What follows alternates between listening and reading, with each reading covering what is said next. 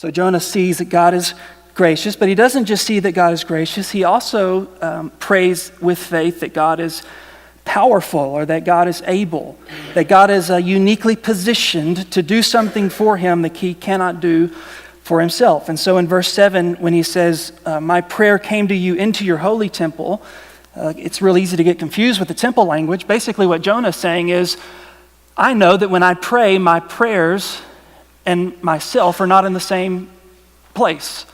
That I'm in the suffering, I'm in the crisis, but my prayers will go up out of the crisis and into the very presence of God. And when you start to believe that about your prayers, you'll pray differently.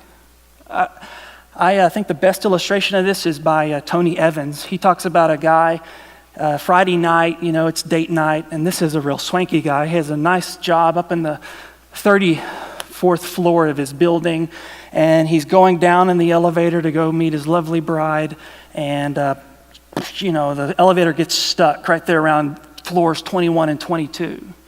Okay, he can't do it. He's stuck. Now, what would you do in that situation? Okay, there's a lot of things that you could do. You could beat on the walls. You could kick the walls. You could blame yourself for picking the wrong elevator. You could blame the elevator repairman for not doing his job.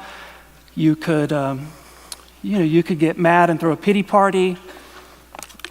You could do a lot of things, but none of those things would really help you, would they?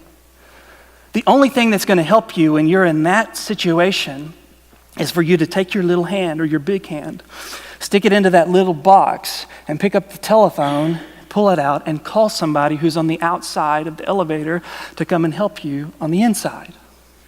And that's what prayer is.